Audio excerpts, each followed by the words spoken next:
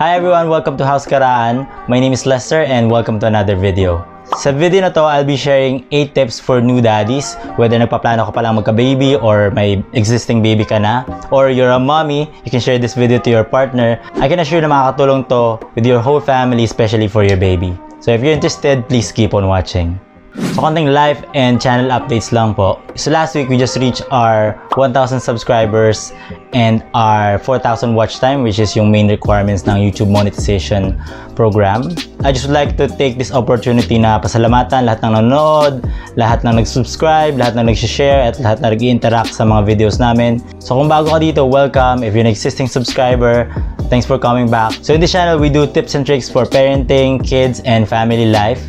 So if you're interested with those kinds of topics, please consider subscribing and hit that notification bell para ma-update kayo sa mga future uploads. So with that out of the way, let's get on with the video. So as you might have noticed, yung usual setup namin, kasama ko si mommy or dito yung mga kids.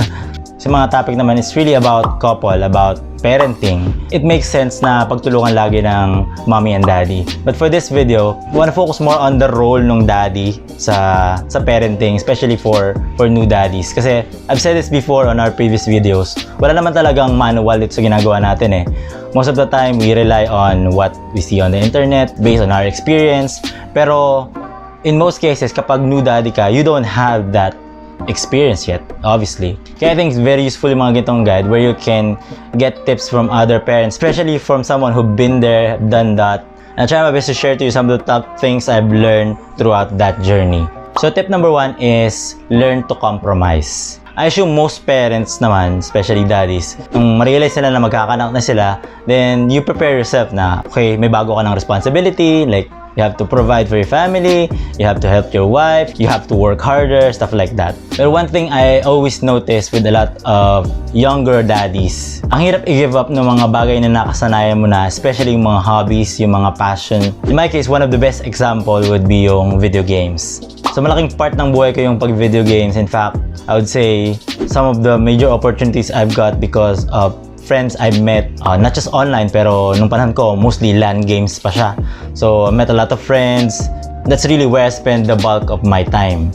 Pero nung magka-baby ako, na-realize ko na there's other more important activities that I need to prioritize rather than satisfying my need to play video games. Yung feeling mo na hindi ka magiging masaya dahil hindi mo na nagagawa yon. I just felt like that nung simula. Well, I'm not saying na completely tanggalin mo na yung mga bagay na gusto mong gawin, diba? Pero even if you're playing 8, 9, 10 hours a day, that's still a lot of time, especially if you're a daddy. And I honestly think you can't do that now. Else, you'll be sacrificing either your career, your time with your family, or even your life in general. Of course, may mga exception, like if you're a streamer or you do games for a living. Pero kung ginagawa mo siya pampalipas oras lang, like when you are a kid, then you should think twice. So tip number 2 is spend more time with your newborn. I understand the part where, yun nga, kapag busy ka sa work, then minsan gusto mo na pagdating mo sa bahay is you do something else para malibang yung sarili mo. I've seen daddies na, ayan, mag-inom na lang sila or watch TV or, yun nga, play games. Pero what we don't realize is how important it is na nakakarga mo siya and naiyakap palagi yung newborn mo. Kasi these are critical times. The same effect nung yakap ni mommy. If lagi din hawakan ni daddy si baby, kumbaga na-strengthen yung emotional bond ninyo. So na-prove ko na to sa baby ko. Like may mga instances na iyak siya nang iyak sa mommy niya. Minsan kinakarga ng mga lola or even yung mga nagbabysit sa kanya. So every time na kinakarga ko siya, nararamdaman ko na tumitigil agad sila pag iyak. I think that's because of that constant na contact and yung feel of comfort nila na okay, alam nila na establish yung emotional connection and it's a benefit for everyone, diba? Alam naman natin kung gaano minsan ka stressful kapag iyak nang iyak si baby na hindi mo maintindihan kung bakit. And a lot of times, it's really just because they need that warmth from that familiar person or familiar smell siguro ng parents niya, especially ng mga daddies. Number 3 is to help mommy taking care of the baby. I think this is becoming more common these days sa generation natin. Kasi nga, yung idea ng patriarchal parenting is, unti-unti nang hindi na yung practice. Like, both parents nowadays usually work. Just because it's practical, but parenting is a shared responsibility. Pero even if hindi nag-work yung mga wife natin, it's important that we know how to take care of the baby at least we learn how to change diapers. Ako, inaral ko na rin magpaligo ng baby, pagtimpla ng milk, pagpapaburp, which we have a video. I'll link that on the description box below or sa cards above. Maintindihan natin yung mga growth spurts. And I think we should understand kung gaano kahirap yung pinagdaanan ng mga wife natin. I've seen this many times already, kung gaano kahirap yung panganganak, kung gaano kasakit, and especially kung CS, how yung recovery period is medyo mahaba. Maliit na naman siguro yung sacrifice kung paminsan-minsan maglinis tayo ng pupo ni baby, paminsan-minsan magpaligo ng baby. I'll be honest, sa simula nakakatakot, especially kapag yung newborn, but it's fulfilling habang natutunan mo siya na, kaya ko pala to. Again, don't expect na madali siya, pero once you learn it, then you'll understand what I mean when I say it's very satisfying. Number 4 is be responsive. So what do we mean? So yung first 7 years na maging anak mo, yun yung maging foundation ng personality nila. I've noticed that with my kids. Yung nakikita mong ugali nila habang baby pa sila, almost similar na din kapag nag-school na sila. So kung mahilig sila mag-aral, most likely mahilig sila mag-aral once they're in school.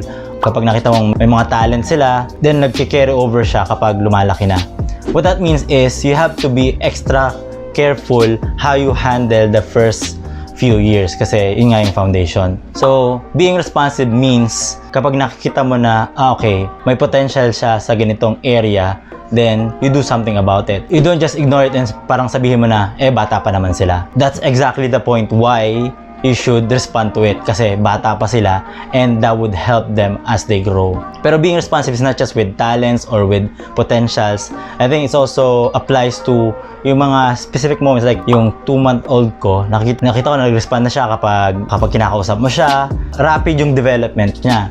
Yung mga small developments niya, very important na makarespond ka doon para ma-nurture mo siya and then you can do something about it. So that's tip number 4. So number 5 is connected to spending time with your baby.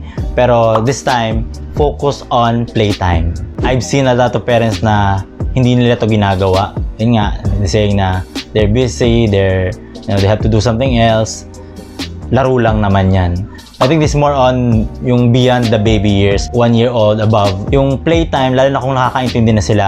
So yung playtime is one of the best time where they can learn a lot of things. One specific example I can give you is yung third baby ko. I actually have a video on this channel, ililink ko rin sa video na to. You can really spend time, hours and hours playing. Pero yung playtime niya kasi, very specific about alphabet, about letters, about colors, about things that she'll have to learn in school.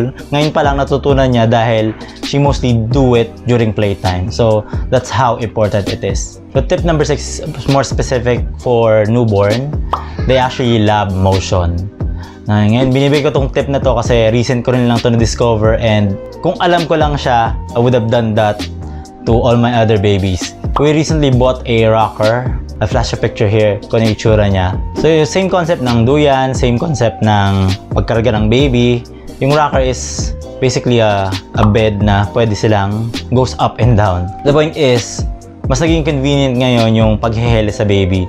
So, I have multiple options. I have a swing, I have crib na pwede mo ding i-rock and then yun nga ang rocker. So, I know it doesn't apply to all babies pero in general, they love motion and tumatahimik sila. Mas napapatulog mo sila ng mas madali if you use motion to do that. Tip number 7 is talk to your baby. Of course, it's not gonna be a conversation, diba?